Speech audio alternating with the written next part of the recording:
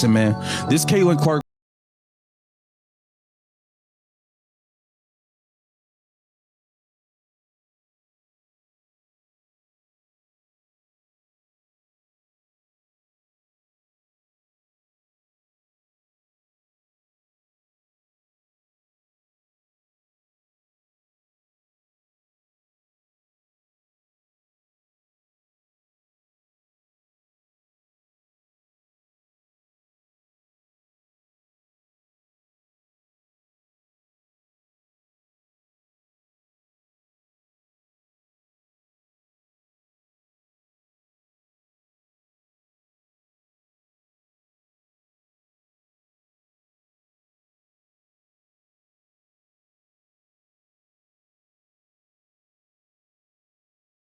Because this is her emotion that is currently prevalent on the internet.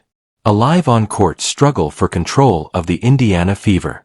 But what if I told you that this altercation, this obvious unpleasant confrontation between a rookie sensation and her head coach, wasn't an accident? What if all of this is a part of a larger, more brutal scheme that is being planned from the front office rather than from the sidelines? This video's title is a serious assertion, and we will take it as such. We're here to look into the growing evidence that indicates the upheaval in Indiana right now isn't an indication of dysfunction but rather a calculated move, a covert scheme to replace Stephanie White, which was created by the same individuals who employed her. Furthermore, what's happening right now isn't the most important piece of evidence. The smoking gun, if you will. That's what they did to their previous coach. Show us you're on the proper frequency and hit the like button if you're the type of analyst that looks past the trendy opinions to see the true drama unfolding behind the scenes. It communicates to the algorithm that you are seeking the truth. Alright, let's make the connection. You must first comprehend the fate of Christie sides in order to comprehend Stephanie White's difficult situation. For those of you who weren't following the Fever before to the Caitlin Clark era, the company took a decision that continues to perplex experts. Coach sides completed what many considered to be a significant task in the 2024 season. The Indiana Fever were led by her into the postseason. What was her prize, though? She was sacked by the front desk. Yes, you heard correctly. The coach was fired after they qualified for the postseason. Exhibit A is this one act. The Indiana Fever front office's message is unmistakable. This situation does not fit the typical criteria for success. It wasn't enough to make the playoffs.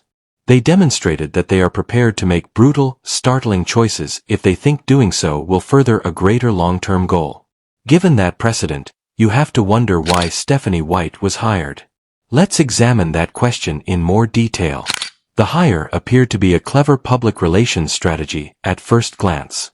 Returning home as a former player from the Fever's glory days, Stephanie White is a franchise legend. Although the story speaks for itself, narrative analysts like us must delve farther. White's availability is confirmed by the deep search file as the Connecticut Sun had recently released her. That's not a criticism of her skills, but from a management standpoint, it poses an important query. Do you hire a coach who was recently dismissed by a rival if your front office recently sacked a playoff coach due to the extremely high standards? Or do you employ them because you think they will adhere to a more expansive vision? The plot thickens at this point. The front desk was fully aware of who they were drafting and who they were hiring. They were aware of Stephanie White's reputation for playing grinded-out basketball, which is a more conventional, structured half-court offense. Additionally, they were aware that Caitlin Clark is a generational offensive engine that plays fast and unstructured, pushing the pace and thriving in chaos. You don't have to be a general manager in the WNBA to understand this issue. You are expecting two diametrically opposed basketball concepts to coexist in the same container. The collision was expected. As a matter of fact, some pundits anticipated this. It was only a matter of time, bro, that Caitlin Clark was going to obviously have words with Stephanie White. We noted that she's been running this motion offense And Caitlin Clark cannot get in the rhythm. A lot of people thinking Caitlin Clark hurt. I don't believe she's hurt. I believe Caitlin Clark cannot simply get into rhythm. That's why she has not been shooting very well. And I was one of the first people to tell y'all this was going to happen. Told y'all about a week ago, Caitlin Clark was going to come back. And if nothing is going to change, we're going to see the same Caitlin Clark we've seen right before injury. He's absolutely correct. Clark was unable to find her beat because of the method itself. This was more than a period of adjustment. This was a fundamental conflict between Clark's pedal-to-the-metal assault that broke collegiate records and White's nasty puke basketball, as another commentator cruelly characterized it. This conflict was caused by the front office. They had to be aware that this conflict was imminent. Why is the only logical question that arises. Why put your best player and your coach at odds right away? The answer to why is both smart and cynical. You put them on a collision course to produce indisputable proof of dysfunction for the general public. The front office would appear to be despots if they just fired Stephanie White without cause. However, the front office isn't the bad guy if the team openly collapses under her direction and the chemistry appears to be broken on national television. They are the rescuers who must intervene to mend a damaged situation. And that's precisely what began to occur. On-court mayhem between teammates started to appear as a result of the coach and star's inevitable conflict. All of a sudden, the body language was more important than the wins and losses.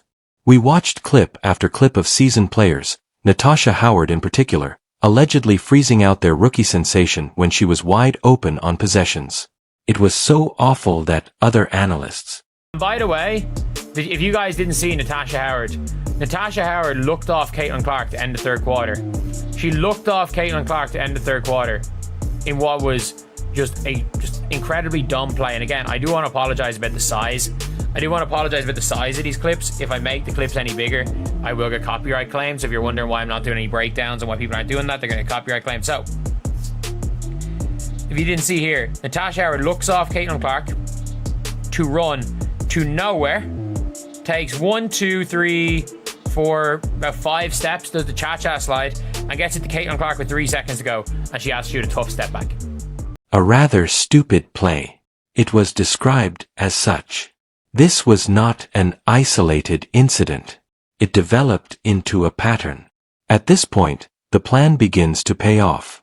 A reaction is produced by the malfunction. Caitlin Clark begins her own silent protest after being told to play in a system that suppresses her and not obtaining the ball. And that resulted in the shoe tying incident, one of the season's most viral and, to be honest, strange events. It may seem insignificant, but in the field of story analysis, it was a huge. So let's take a look at the clip here. People talking about body language. People talking about Caitlin is fed up. They're talking about how Howard is just selfish with the ball. Let's just take a look at it, man. So she dumps it down. Watch Caitlin's shoulders here. She kind of like, Then she goes to tie her shoes as Howard goes to work and misses the layup, man. Oh, my goodness.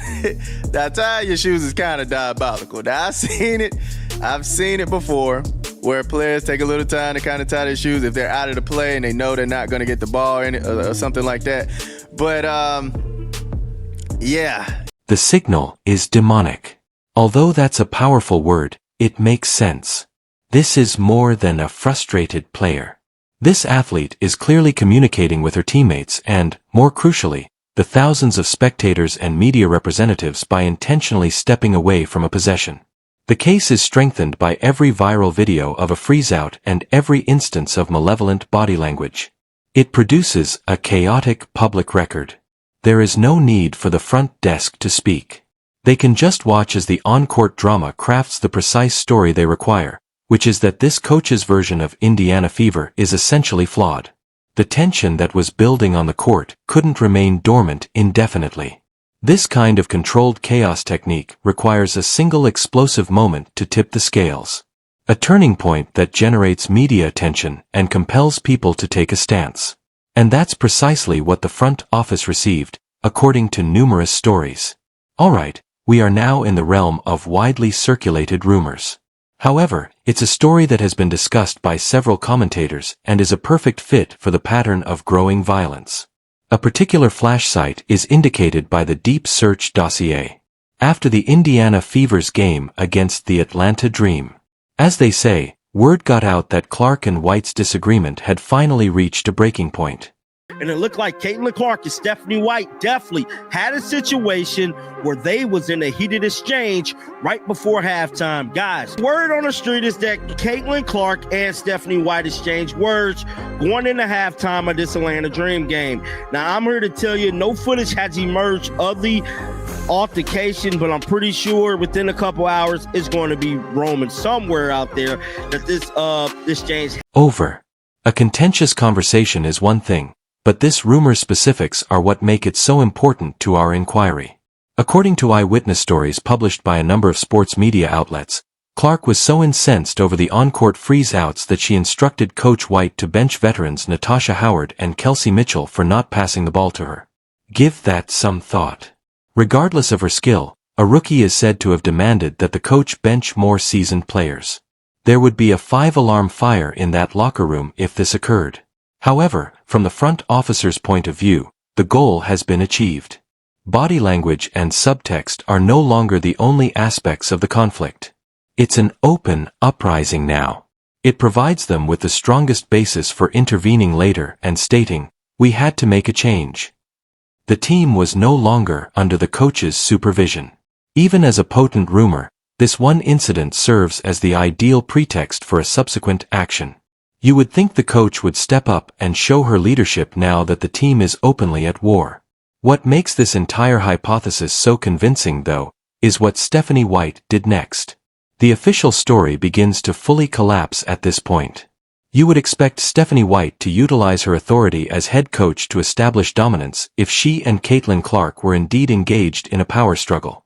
She would double back on her power, defend her system in the media, and perhaps even bench Clark to make a point. However, we don't notice that. Rather, her behavior appears to go against the narrative of a straightforward power struggle. Let's examine the Deep Search file's evidence. First, the WNBA has punished Coach White several times this season. However, why? For openly denouncing the refs and the severe physical abuse Caitlin Clark endures every night. "Are you trying to get me fined again?" was White's response when questioned about the vicious blows Clark was receiving during a press conference. This is hardly the behavior of a coach attempting to discredit her best player. This is a coach publicly standing up for her, risking her own money to do so. The second, and even more enigmatic, component of the puzzle comes next. Coach White has missed several games this season for what the team refers to as personal reasons, according to the report. This occurred twice. Once against Chicago in June and again against Golden State. In the context of our research, we respect her privacy, but we must consider the implications of this. Are these the signs of a coach who is losing it due to the tension the front office caused? Or is she being asked to leave at crucial times? Neither of these actions, publicly supporting Clark and going missing for games, fit the description of a coach engaged in a full-scale conflict with her star. They more closely resemble a placeholder, a figurehead placed in an impractical temporary position intended to absorb the turmoil and controversy of a year of change. The actual decision-makers, meanwhile, observe in silence from above. And that gets us to the front office, the most subdued yet influential actors in this whole scenario. Their star player is demonstrating on the court, their locker room is allegedly breaking apart, and their coach is being fined. The Indiana Fever's executives have remained remarkably quiet. Why? Because their plan is operating flawlessly from a strategic perspective. Their case is strengthened by every article about disorder and every discussion about whether the coach has lost the team. It gives them the public mandate they require to implement the transformation they have always intended. You must realize that the Indiana Fever of today is more than just basketball. It has to do with asset management. Additionally, they possess the league's most precious asset. This gets us to the core of the issue. One commentator outlined this philosophy. You gotta understand something, Stephanie White. You could have stayed in Connecticut. Caitlin Clark didn't go to Connecticut and join your program. You came where she was. Natasha Howard came where she was. She did not go join y'all. So don't try to come over here and take away everything that she does well and try to get her to blend into what y'all do. The fans have spoke. This Stephanie White versus Caitlin Clark thing can turn very nasty, and let's really see which way do you think the organization is gonna go. You gotta remember, Kelly Crosskoff and Amber Cox, they out here trying to sell the Indiana Fever as Apple. Apple, man, y'all ain't no goddamn app. Y'all not even Boost Mobile. You do realize this franchise didn't make the playoffs for over 10 years until Caitlin Clark got there. You do realize Kelsey Mitchell was winning like 6 games a year as a pro. She was winning like 6 games a year. This ain't no Apple. Caitlin Clark is the Exactly. The apple is Caitlin Clark. Everything is explained in that one statement. It clarifies the rationale behind dismissing a postseason coach such as Christie Sides. It clarifies the rationale behind hiring Stephanie White as a possible placeholder. It clarifies why you would put up with a season of team conflict and public mayhem. Because if the apple is safeguarded and eventually granted complete control, none of that matters. She is the whole company. A head coach is not an architect in that brutal corporate structure. She works as a middle manager.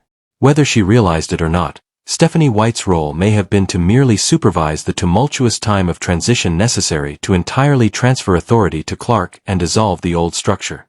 In order for the front office to eventually intervene, make the difficult but necessary decision to replace her, and appear as the heroes who brought order back to the franchise, she was supposed to be the face of the chaos. Thus, this is the theory. It is not a bug that is causing the disagreement. It's a feature. It's the outcome of a cold-blooded front office ploy to generate the public rationale required for a coaching change. They hired a philosophical mismatch, sacked a playoff coach, and then watched the inevitable turmoil play out. This upheaval serves as the ideal pretext for Stephanie White's eventual dismissal and the transfer of the franchise's ownership to Clark, solidifying her position as the organization's unquestioned leader and star player. What do you think about all of this? We would like to hear from our community's analysts. Tell us in the comments.